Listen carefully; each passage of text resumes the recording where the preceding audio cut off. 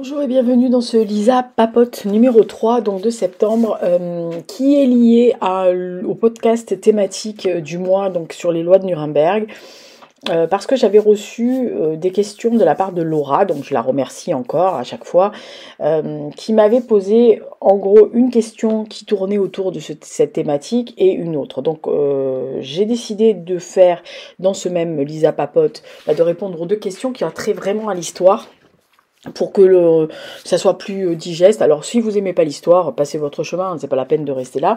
Si vous aimez et que vous avez envie d'en savoir un peu plus, alors vous pouvez aller écouter le podcast des lois de Nuremberg que je mettrai dans la barre d'infos, le lien, et vous pouvez écouter ce podcast, ce Lisa Papote après, ou vous pouvez faire le contraire. Écoutez d'abord ce que Lisa dit et s'emballe à chaque fois, et après allez écouter Lisa sur les lois de Nuremberg, qui s'emballe aussi, hein.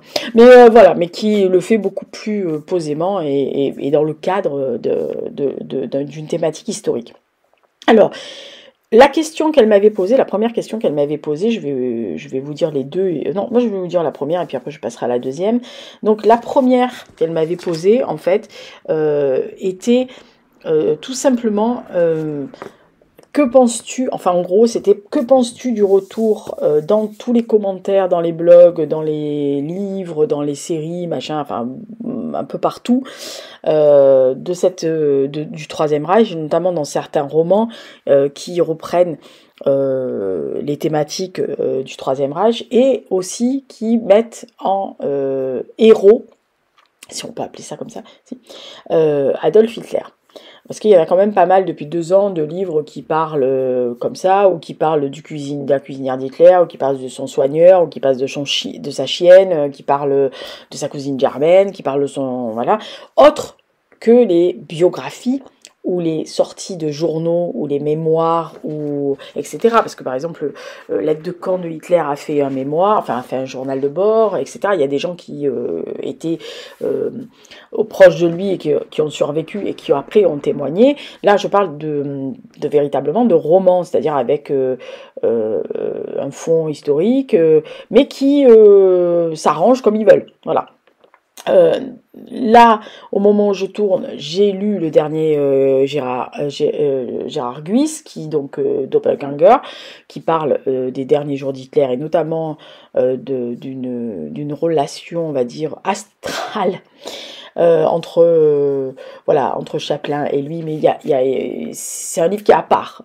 J'en parlerai dans le point lecture de septembre, mais c'est un livre qui est à part et c'est pour ça que je ne le considère pas.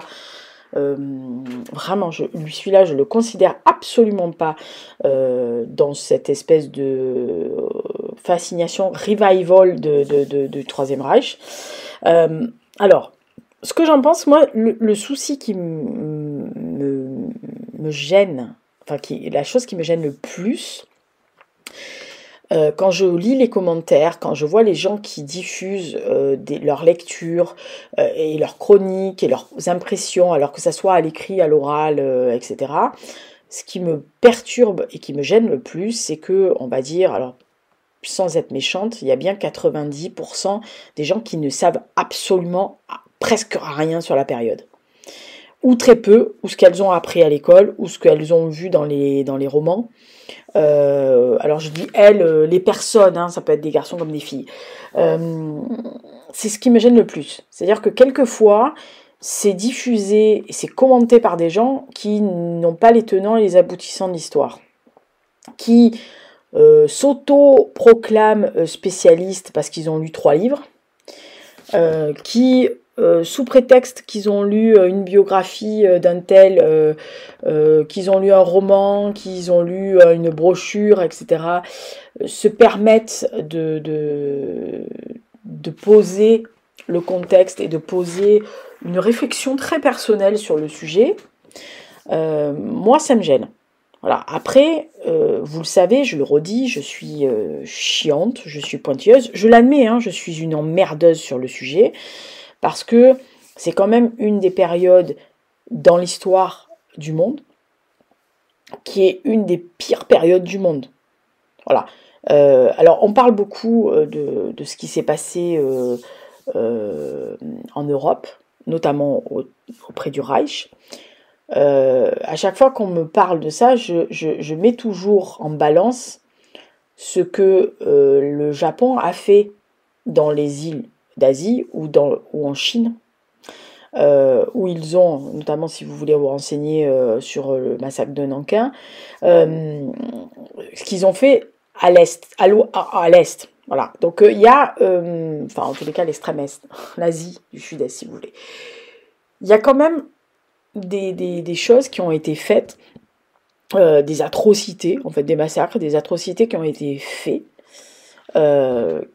qui sont avérées, qui sont documentées, et de plus en plus, parce qu'effectivement il y a des articles ou des documents qui sont déclassés par les archives, par des fondations, parce que, bah, écoutez, ça tombe entre guillemets dans le domaine public. Il y a des chercheurs qui sont dévolus à ça, et je ne peux qu'encourager et véritablement me prosterner devant des chercheurs en histoire, parce que ils sont là pour donner on va dire le pour, le contre et la synthèse d'une histoire, et c'est en cela que leur travail est précieux. C'est pas un roman. Voilà. Moi, ce qui me gêne, c'est quand je vois fleurir tous ces romans qui surfent. Alors, en ce moment, ça surfe sur l'histoire. Alors, vous allez me dire, oh ouais, mais bon, toi, t'as écrit aussi. Oui, j'en ai écrit, et donc le prochain va traiter d'une certaine partie en Allemagne, mais une grosse partie. Mais je n'ai jamais caché le fait que mes romans, alors historiquement parlant, et en tous les cas sur le contexte et sur l'histoire pure,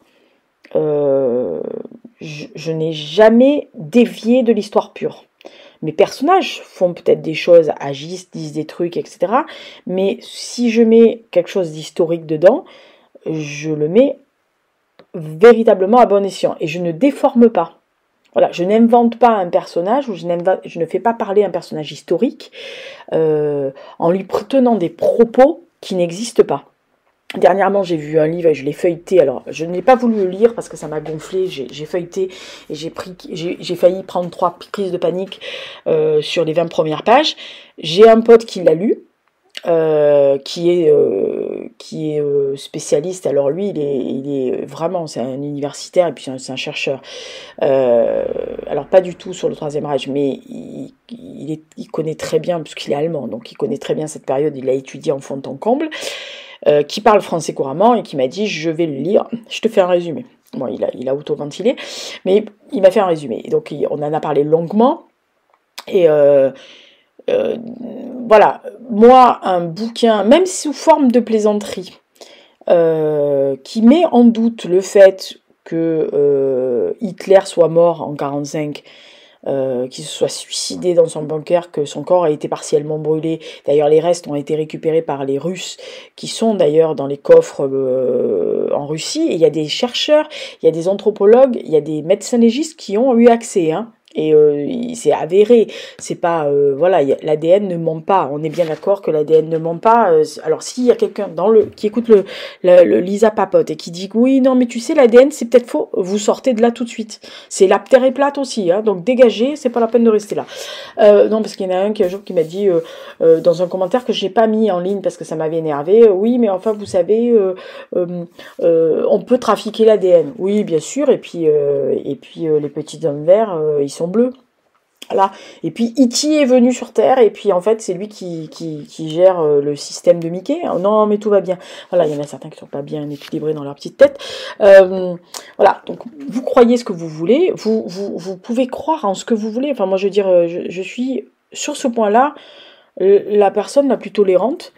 Vous faites ce que vous voulez, vous croyez ce que vous voulez. Simplement, il y a des preuves qui sont irréfutables. Ou alors, on a été tous dupés depuis la nuit des temps. Et je rappelle encore que ce qui s'est passé, c'est passé. Vous ne pouvez pas récupérer les trucs. Donc, même si on vous a menti au IIe siècle, vous ne pourrez pas réécrire l'histoire. À moins de faire sauter le monde tel qu'il est, c'est-à-dire vraiment vous faites sauter la planète, ou en gros, vous faites tomber une météorite, vous planquez les animaux, parce que c'est les seuls intelligents, vous planquez les animaux, vous rayez tous les humains sur la carte, et vous refaites l'évolution revenir. Ça va prendre du temps, parce qu'en fait, quand même, les humains sont un peu bas de plafond, ils ont mis un peu de temps à tout comprendre, et de toute façon, ils vont faire des guerres, c'est con, donc il n'y a pas à tortiller. Voilà. Donc, vous pouvez croire à ce que vous voulez, mais il y a des faits qui sont irréfutables. Voilà. Alors, dire que Hitler n'est pas mort et qu'il est parti en Argentine par la route des rats et qu'il vit tranquille en mode dans la pampa, etc. Non, bon, alors déjà, premièrement, vu l'âge qu'il aurait maintenant, on est bien d'accord qu'il serait vraiment crevé, ça c'est sûr. Bon, et qu'il aurait potentiellement alors eu des enfants, machin. Non, mais non, c'est pas possible. Enfin, je veux dire, on le sait qu'il pouvait pas, donc ça gna. Bon, et puis comme, enfin, mais il y a des gens qui le prennent au premier. Alors, je parle à vous, les abonnés. Vous êtes intelligents, donc vous allez peut-être lire ce livre et vous dire, oh bah tiens, c'est marrant. Mais vous allez pas le prendre au pied de la lettre. Mais il y a quand même une bonne 3/4 qui vont le prendre, qui vont commencer à douter, parce que les gens sont quand même un peu cul que la praline en ce moment, ils doutent de tout. Donc ils en sont venus à dire, ah bah oui, mais si c'est dit dans un roman, c'est vrai, non mais ta gueule, quoi.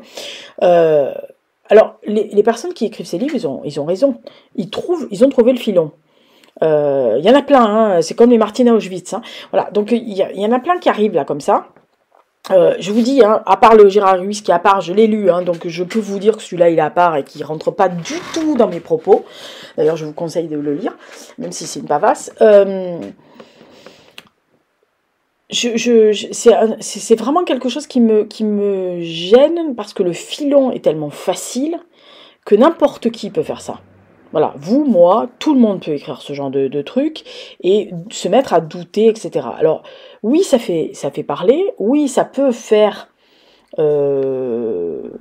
arriver des gens qui vont vouloir en savoir plus et donc qui vont aller fouiller dans les documentations, dans les livres d'histoire, dans les trucs de chercheurs, etc.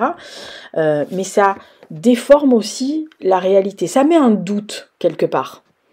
Et quand on sait qu'il n'y a pas de doute possible, mettre un doute, c'est mettre de l'huile sur le feu. Surtout sur cette période-là. Et c'est manquer de respect. Pour moi, hein, c'est manquer de respect. C'est pour parler vulgairement, c'est cracher à la gueule des gens qui sont morts. Pour la résistance, pour la libération de certains pays, et qui sont morts par balles, qui sont morts par gaz, qui sont morts brûlés vifs, que ça soit dans des camps, que ça soit dans des chambres à gaz, que ça soit par les Einsatzgruppen, que ça soit sur le front de l'Ouest, le front de l'Est, parce qu'il ne faut pas oublier que quand les Allemands ont lancé Barbarossa, ils ont exterminé, pas que les Juifs, ils ont brûlé des villages en Russie, et ils n'étaient pas juifs, hein, les mecs, hein, ils étaient juste russes. Bon, donc, à un moment donné, vous ne pouvez pas cracher sur les gens qui sont morts. Vous ne pouvez pas, sous prétexte que ça se vend et que ça fait du tirage et qu'il y a des gens qui vont peut-être se poser la question et qui vont peut-être aller dans le bon sens. Vous voyez ce que je veux dire? Peut-être que des gens qui lisent Martyrs à Auschwitz vont peut-être aller fouiller. Se dire bah alors c'est peut-être pas vrai mais je vais quand même aller voir ce qui se passait, voilà, parce qu'ils ne sont pas au courant, qui vont aller aux sources. Et alors je rappelle que si la fondation Auschwitz et le mémorial de la Shoah existent, ce n'est pas pour planter des poireaux. Voilà, vous avez des sources fiables, alors allez aux sources, allez pas me chercher des trucs qui se trouvent sur internet, sur des sites complotistes ou sur des blogs de personnes qui captent rien, sur des chaînes, que ça soit n'importe les chaînes, que ça aille sur n'importe quels réseaux sociaux. Il y a des gens, quand j'entends les rapports sur des romans qui se passent pendant la Seconde Guerre mondiale et qui extrapolent sur des trucs qu'ils ne maîtrisent pas, mais j'ai juste envie de les baffer. Voilà, donc je peux vous assurer qu'il y a des chaînes, il y a des gens que je suivais et qui m'intéressaient, que je ne suis plus, que je n'écoute plus, parce que j'entends tellement de conneries qui sont alimentées et qui sont montées en sauce par des gens qui n'y comprennent pas grand-chose. Alors à chaque fois, une fois il y a quelqu'un qui m'a dit « Oui, mais tu comprends, ben, t'as qu'à venir, t'as qu'à intervenir. » Mais j'interviens pas si c'est pour me faire vilipender par des cons qui comprennent rien et qui savent beaucoup moins que moi et que je vais leur dire ce qui est et qui vont me rétorquer « La terre est plate ». Voilà, ça c'est pas possible. Parce que tous, là, vous êtes tous professeurs émérites en histoire et vous êtes tous spécialistes du Troisième Reich parce que vous avez eu 2 Martine à Auschwitz. Bah non. Bah non. Voilà. Donc, je vous dis pas de lire des pavasses d'histoire, je vous dis pas d'aller vous taper toute la littérature sur le Troisième Reich, et Dieu seul sait que j'en ai lu. Voilà, et que j'en ai vu, et je suis allée sur des endroits, je suis allée dans des conférences, j'ai rencontré des survivants de la Shoah, j'ai rencontré y compris des militaires allemands, y compris un Waffen-SS, donc j'ai eu en face, moins de 2 à moins de 3 cm de mon nez, que j'ai vu des choses, qui m'a montré des choses, qui m'a expliqué des choses, et je peux vous assurer que à un moment donné, si vous êtes dans ma peau, même si à mon petit niveau, sans être chercheur en histoire, sans être professeur émérite, sans être reconnu par les grands en tant qu'historien, moi je suis juste une passionnée d'histoire. C'est complètement, c'est le 1, c'est Hux, vous inquiétez pas, il papote lui aussi. Oui, il est énervé lui aussi sur la période. Je ne peux pas, voilà, parce que j'ai quand même une certaine connaissance. J'ai quand même des connaissances sur la période et ça c'est quelque chose qui me fait monter vraiment la mayonnaise. Voilà. Donc pour conclure, parce que je vous ai dit, je fais à peu près 20 minutes sur chaque question et je remercie Laura de l'avoir posée. Ça m'ennuie ce genre de fleurissement, on dit fleurissement, non, floraison, enfin bon bref. Sur ces thématiques-là, sans qu'il y ait une maîtrise du sujet, ou qu'il y ait une notice explicative de l'auteur ou de l'éditeur. Ça peut être aussi l'éditeur qui fasse une notice d'introduction. Ça existe dans certains romans, une notice de l'éditeur ou un avant-propos de quelqu'un, d'un spécialiste qui explique au lecteur, alors attendez, voilà, on parle de Martine à Auschwitz, mais voilà. Il y a beaucoup de romans qui ne le font pas. Et moi, ça me gêne beaucoup. Voilà. Après, vous êtes libre de lire ce que vous voulez. Vous êtes libre d'aimer ce que vous voulez. Mais quand vous savez que c'est romancé, quand vous savez que c'est librement ou inspiré d'eux, vous savez que c'est faux. Voilà, vous savez qu'il y a une grosse part de romance. Parce que je suis désolée, enfin romance dans le sens pas amourette, romance c'est fiction. Parce que quand c'est un témoignage de quelqu'un, si par exemple demain je viens chez vous et je veux que vous parliez de votre expérience, imaginons, c'est une biographie ou c'est un témoignage. Voilà, ce n'est pas un roman. Parce que librement ou inspiré d'eux, c'est un roman. Voilà, c'est une fiction. Alors il y a peut-être une base de vrai, mais il y a quand même tout ce qu'un cerveau humain peut enjoliver. Vous savez très bien, même vous-même, vous avez des souvenirs personnels, ou peut-être que votre cerveau, ou vous-même, vous avez un peu enjolivé cette journée qui était fantastique. Alors même si oncle machin vous a gonflé à un moment donné, à renverser du vin rouge sur votre robe, vous l'avez occulté. Parce que la journée était tellement belle que vous avez occulté cette connerie. Mais historiquement, elle existe. Voilà, mais c'est occulté, et donc c'est déformer la réalité des choses. Alors, si c'est librement et inspiré d'eux, c'est impossible. Voilà, c'est pas possible. Donc moi, c'est ce qui me gêne. À ce niveau-là, c'est vraiment ce qui me gêne le plus. Et le bruit que vous avez entendu, c'est Hux qui vient de se jeter sur la table. J'en peux plus de ce chat. Voilà, donc c'est véritablement ce qui me gêne le plus. Après, voilà, je renfonce des portes ouvertes. Tout le monde est libre d'aimer ce qu'il veut. Moi, et je ne me suis jamais cachée. Si vraiment vous lisez ce genre de roman, que ça vous plaît, je continue, si ça vous plaît, que vous aimez, mais que vous avez quand même des doutes, allez demander, alors pas forcément à moi, mais allez demander à des gens qui y connaissent. Voilà, moi j'ai jamais refusé une explication, j'ai jamais refusé de donner des sources de livres complémentaires à lire, etc., ou d'expliquer quelque chose. Il n'y a pas longtemps, il y a quelqu'un qui a lu un roman un peu dans ce style-là de veine et qui m'a envoyé un message sur Insta en me disant écoute, voilà, j'ai lu ce livre-là, je ne sais pas si tu l'as lu, donc j'ai dit non, mais moi tu sais ce genre de truc, non, non, merci. Mais voilà, il y a quand même quelque chose qui m'a interpellée, je connais pas trop, est-ce que tu pourrais me donner peut-être des sources de ce que je pourrais lire, ou alors des podcasts, ou peut-être une vidéo, peut-être m'expliquer. Donc je lui dis bon, ben ça c'est assez simple à expliquer, je te fais un vocal. Voilà, donc je lui ai fait un vocal, je lui ai donné 2-3 sources et peut-être 2, 3, 4 mois après, elle m'a renvoyé un message en me disant je suis allée lire ce que tu m'avais donné, merci parce qu'effectivement ça déformait la réalité, ce qui a été écrit c'était faux, historiquement c'était pas possible, mais bon voilà, c'était tellement bien et rédigé et bien fictionnalisé, ça n'existe pas, super, Lisa papote et dit des mots qui n'existent pas, tellement romancé que en fait on y croyait. J'ai dit, c'est la force d'être un romancier ou une romancière. C'est de pouvoir donner à son lecteur l'illusion que c'est vrai. Mais tous les romanciers le font.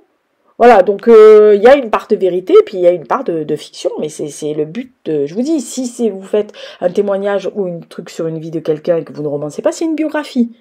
Voilà. Ou un témoignage. Et le témoignage, c'est une conversation entre deux personnes, c'est retranscrit à la virgule près, au mot près, même si le mot est faux. Il n'y a pas d'enjolivement. Voilà. Si vous faites ça, il n'y a pas de problème. Par contre, si vous faites, je vous dis, librement inspiré, librement adapté, tiré de... non, à un moment donné, l'auteur va rajouter des choses pour que ça serve son histoire et ses personnages. On est bien d'accord sur la question. Donc ça, c'était la première thématique. Alors, vous allez voir la deuxième thématique qui est pas très loin, c'est histoire. Hein. C'est comme ça, on loupe pas. Elle me pose la question, elle me disait, as-tu hâte du film sur le général de Gaulle qui va sortir en 2026 ou alors pas du tout? De manière générale, quand il s'agit de films qui peuvent parler de la Seconde Guerre mondiale, ce sont des choses que tu attends ou au contraire que tu as vues 150 000 fois et que finalement tu n'en entends rien. Alors, est-ce que j'ai hâte du film sur le général de Gaulle? Oui et non. J'ai peut-être plus hâte du volet numéro 2 de Kaamelott. Oui, ça va. Mais qui, contrairement aux autres fans de Kaamelott, je ne me formalise pas de l'absence de Perceval. Ça fleurit sur tous les forums, ils sont tous en PLS. Je leur ai dit, mais c'est quand même Alexandre Astier, le chef. Il fait un peu ce qu'il veut. Bref, est-ce que j'ai hâte ou pas du tout? Non, j'irai le voir. J'irai le voir. Après, il y en a eu d'autres sur le général de Gaulle. Il y a eu des films, des séries, enfin des films, des téléfilms. C'est toujours intéressant à voir si c'est bien amené et si c'est pas trop romancé. Après, comme je dis souvent, on ne sait pas ce qui se passait dans la chambre à coucher donc de monsieur et madame de Gaulle, donc on ne peut pas savoir si madame de Gaulle avait dit ça ou pas à son mari, sauf si c'était référencé dans les mémoires de monsieur ou éventuellement sur quelque chose, machin, mais madame n'a pas trop parlé, hein, c'était pas, la tante Yvonne, c'était pas quand même quelqu'un qui s'est penché, même le général, mais voilà, après, c'est une figure, c'est dans le temps actuel et dans la période où nous sommes, c'est des figures comme Churchill, etc. C'est des figures qui font qu'on se rattache à des valeurs. Si c'est bien mené, pourquoi pas.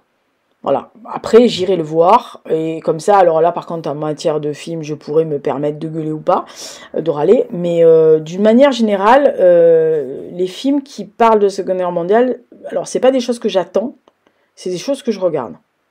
Voilà. À l'Est, Programme de renouveau, bon, c'était l'adaptation de Remarque, je voulais absolument le voir sur Netflix, c'est une pure merveille ce film-là, hein, il est extrêmement bien fait.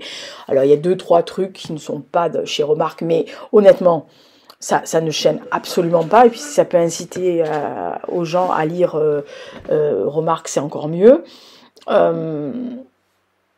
En règle générale, je n'attends rien, mais je suis généralement, pour certains, grandement heureuse.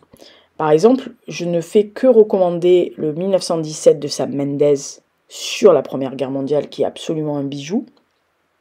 Sur la Seconde Guerre mondiale, alors il y a le Dunkerque de Nolan qui est quand même assez froid, mais qui présente, qui a la particularité de présenter l'opération et de dire que en gros, bah oui, c'était, c'est une façon. Alors le cinéma, c'est aussi une façon d'amener le spectateur à peut-être se renseigner. Par exemple, l'évacuation de Dunkerque, donc, dont traite Nolan dans le film Dunkerque, donc l'opération Dynamo, a la particularité d'expliquer. Voilà, à l'opération, d'expliquer comment s'est passée cette opération Dynamo, comment Churchill a quand même buté à un moment donné, comment les Allemands ont fait ça, comment les Français, un bataillon de Français s'est sacrifié en gros pour faire évacuer les plus de 340 000 hommes, enfin à peu près, il y a eu à peu près 338 ou 340 000 hommes qui ont été évacués dans cette poche de Dunkerque, qui auraient dû être capturés par les Allemands, donc qui a permis à l'Angleterre notamment, parce que il y a un gros contingent d'Anglais qui a été rapatrié.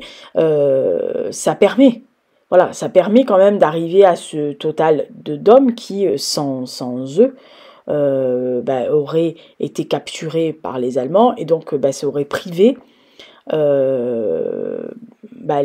les Anglais et les Français qui se sont un peu sortis de là, ou les Canadiens, ou les Australiens, etc., de ne pas lutter. L'armée anglaise aurait été décapitée, et donc là, impossible de continuer à lutter contre l'Allemagne nazie. Voilà, donc ça peut permettre à des spectateurs de rentrer dans un sujet. Voilà, c'est en ça que généralement les films sur la Seconde Guerre mondiale m'intéressent, parce que même si j'en ai vu beaucoup, ça permet de discuter aussi quelquefois. C'est-à-dire que selon avec qui vous y allez, selon si vous y allez après, moi ça m'est arrivé de sortir d'un film et d'entendre une réflexion de quelqu'un qui disait mais alors là ouais, franchement je connaissais pas, je sais pas du tout de quoi il parle, et vous souriez, donc la personne voit que vous avez compris la question, donc d'aller prendre un verre avec quelqu'un ou un groupe et de parler, et que on se retrouve autour de la table à être deux, à connaître beaucoup plus que ce qui était écrit ce qui était montré dans le film, et d'expliquer aux personnes les tenants, les aboutissants. Voilà, La Chute par exemple, c'est typiquement le film qui peut vous amener à comprendre les derniers jours d'Hitler, et notamment la période entre le 20 avril et le 8 mai. Voilà, il y a des films comme ça qui peuvent vous donner des clés. Après, je pense que outre les spécialistes, historiens, professeurs émérites, qui n'ont peut-être sûrement plus rien à apprendre, enfin on apprend toujours, c'est faux, mais voilà, peut-être que eux n'attendent pas du tout ce genre de film, et puis peut-être qu'ils n'aiment pas ce genre de choses, parce qu'ils se disent, c'est du cinéma, et donc en gros ça déforme. Moi, je suis vraiment le genre de personne qui, au cinéma, je trouve que c'est une bonne idée, parce que ça ouvre la perspective d'aller chercher, d'aller lire un livre, d'aller à la librairie et de dire j'ai vu ce film-là, est-ce que vous auriez des livres sur cette période-là, sur cette opération-là. Par exemple, je me souviens, il y avait eu deux films qui étaient sortis coup sur coup sur l'opération Android, donc de la mort de l'assassinat de Reinhard Heinrich à Prague. Et ça avait été très bien fait dans les deux cas d'ailleurs. Enfin, il y en avait un qui était meilleur que l'autre, mais c'était très bien foutu.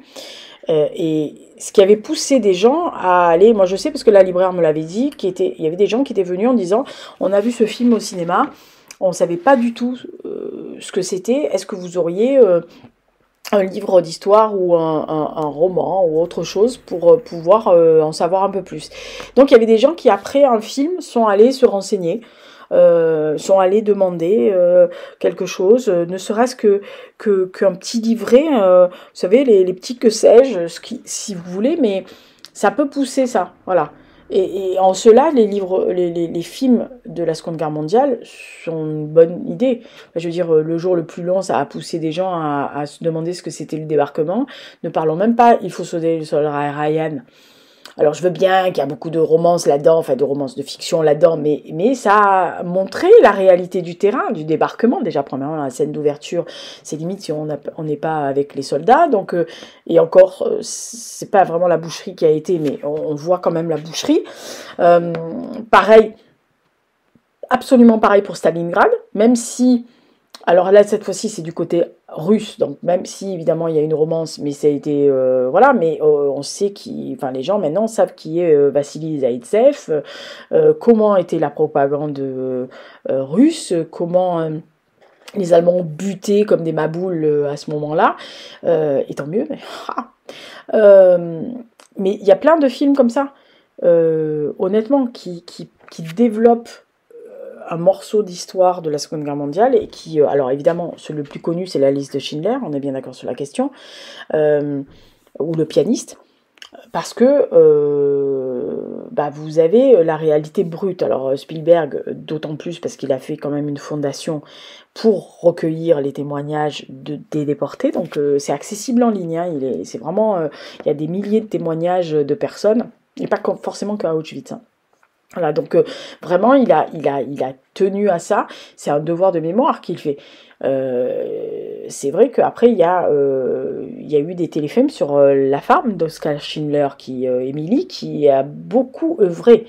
On n'a pas l'impression dans le film, même si on voit quand même son influence, mais elle a eu une énorme influence, Émilie Schindler.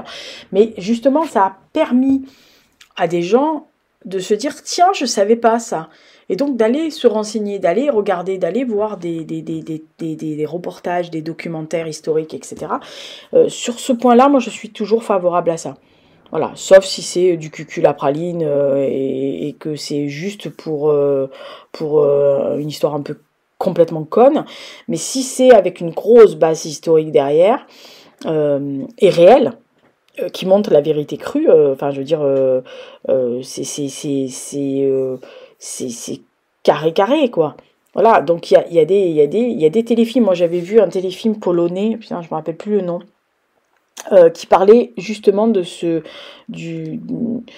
rapport qui avait été fait par un Polonais de la résistance polonaise à Auschwitz et qui avait ce qu'on appelle le rapport Pilewski, en fait, qui sont des rapports de ce jeune homme qui s'appelait Witold Pilewski, qui était volontairement, qui faisait partie de l'armée de l'AK, donc de l'armée la résistance polonaise, si vous voulez, et qui s'était fait littéralement enfermer volontairement dans le nouveau camp d'Auschwitz, et qui en était ressorti parce qu'il était arrivé en octobre 40, hein, le truc était ouvert depuis peu de temps, et qui avait pu informer, notamment en faisant passer des rapports, des conditions de Auschwitz. Voilà, il a été vraiment déporté volontaire. D'ailleurs, il y a un très très bon rapport. Il est accessible en ligne d'ailleurs, si ça vous intéresse, vous pouvez le lire complètement. Il y a même une BD qui a été tirée, une BD qui a été tirée de ce rapport-là. Donc vous pouvez vraiment aller voir. Il me semble qu'il y a même un documentaire qui s'appelle L'infiltré à Auschwitz ou un truc comme ça qui avait été diffusé sur la chaîne parlementaire qui expliquait justement ça. Donc d'un petit morceau de téléfilm ou de film, ça peut ouvrir des possibilités de se renseigner. Voilà, d'en savoir un peu plus sur ce morceau-là. Après, si c'est que le débarquement qui vous intéresse, il y a des films qui sont plus ou moins bons, mais qui peuvent vous permettre d'aller fouiller, d'aller comprendre, d'aller en savoir un peu plus. Et en cela, oui, alors effectivement, moi, j'en entends rien, sauf de l'émotion. Voilà. Je vous dis, je suis ressortie en larmes de 1917. Bon, ça ne traîne pas de la Seconde Guerre mondiale, mais j'étais vraiment en larmes. C'est-à-dire que pendant un quart d'heure, j'étais avec un pote il a été obligé de m'amener au salon de thé du coin pour prendre du thé et pour me remettre parce que j'étais à sanglots. Voilà.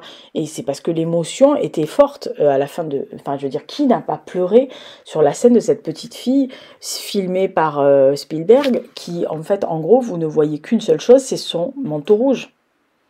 Et vous voyez cette petite fille marcher. Vous savez que ça va mal se terminer sur l'histoire, mais dans votre tête, si vous avez vu le film, je suppose que vous avez au moins une image, c'est celle-là. Voilà. Pareil pour le pianiste, pareil pour la liste de Schindler, pareil pour Il faut sauver le soldat Ryan, même si c'est pas le meilleur film du monde. Il y en a plein. La chute, c'est pareil. Tout ce genre de films-là, vous avez une image forte et ça vous reste. Après que vous soyez plus ou moins très informé sur le sujet, enfin c'est pas un problème, mais au moins vous le voyez. Voilà, au moins vous voyez ce qui se passe, au moins vous voyez ce qu'il en est, et vous avez au moins une base. Après, je vous dis, le mieux c'est quand même de se renseigner, de se rencarder sur, mais voilà. C'est ça. Après, les films, le cinéma, c'est quand même aussi fait pour se détendre. Bon, donc je dois avouer que la détente sur un film difficile sur la Seconde Guerre mondiale, c'est peut-être pas le meilleur moyen de se détendre. On est bien d'accord sur la question. Voilà. Après, vous avez des films qui sont faits par exemple par Leni Riefenstahl, qui a filmé les congrès de Nuremberg. Alors, c'est des films, hein. Alors bon, on est bien d'accord sur la question que c'est un peu orienté propagande, mais bon, c'est des films. Voilà. Donc, il y a plein de films que vous pouvez aller voir. Après, est-ce que j'en entends beaucoup? Oui et non. Je vous dis, j'attends l'émotion du film. Voilà. Après, c'est sûr que quand je vais voir un film sur la Seconde Guerre mondiale, notamment si c'est pas loin de ma partie, en tous les cas de ce que je peux maîtriser dans la Seconde Guerre mondiale, c'est sûr que ça va rien m'apprendre. On est bien d'accord sur la question. Mais la réaction de la salle me plaît aussi, quelquefois. Voilà, ça m'est arrivé dans des films de sentir l'émotion de la salle et de sentir le bruissement. Vous savez, le truc, ah, je savais pas. Voilà, et ça, ah, je savais pas. Et vous sentez que la personne, si elle sait pas, elle va aller se renseigner. Voilà. Ou en sortant et de voir les gens qui sont scotchés parce qu'ils ont vu quelque chose qui les dépassait. Et ça, je pense que c'est la force du cinéma. Voilà. Donc, j'espère avoir répondu à la question de Laura correctement. N'hésitez pas en commentaire à répondre aux questions aux questions. À dire ce que vous en avez pensé. Vous avez le droit, je le rappelle, de me dire ah bah non, je suis pas d'accord avec toi. Voilà, parce que c'est un lieu de partage en bas hein, dans les commentaires, donc n'hésitez pas à laisser un commentaire et à poser une question ou à dire ce que vous avez à dire, dans évidemment le respect de chacun. Voilà, les insultes, je les bloque, hein, donc c'est pas la peine de m'insulter, parce que ça arrive hein, des fois sur le Lisa Papote. Là, depuis que j'ai sorti ça, il y en a certains qui se croient tout permis. Mais bon, je discute en off avec eux, mais je ne publie pas leurs commentaires parce que je trouve que c'est quand même indécent quelquefois. C'est même un peu des fois limite. Mais voilà, si vous avez quelque chose à dire, n'hésitez pas. Je rappelle, poupouce, abonnement, même si j'en perds, mais on s'en fout à chaque fois. De toute façon, j'ai l'habitude maintenant. Et commentaires. Voilà. Donc, de toute façon, ceux qui commentent et ceux qui font des pouces, des likes, ça veut dire que c'est ceux qui sont intéressés par la chaîne. Les autres, bah, ils s'en foutent. Donc, ils sont même pas là, ils viennent pas. Voilà. Allez, d'ici là, portez-vous bien. Prochaine thématique. Ah non, alors, prochaine thématique, je sais que Laura... Oui, encore elle m'avait au moins posé une question sur le General Hux. Donc peut-être que le mois prochain, je ferai au moins cette question. Après, si vous avez des questions, pareil, hein, si vous avez des questions pour que Lisa papote, qu'elle vous donne son avis, ses emportements, ses coups de gueule, ses coups de cœur, je vais pleurer parce que j'adore et tout, n'hésitez pas, ça fera avec grand plaisir que je ferai un papote numéro 4, 5, 6, 7, 8, 9, 10, 11, 12, 13, 14, 15, 16. Voilà, 16, on verra bien si on y arrivera. Allez, d'ici là, portez-vous bien, faites attention à vous et puis bonne reprise parce que septembre, c'est compliqué. Déjà, on est déjà mi-septembre et c'est compliqué déjà. Ouh là là là là là.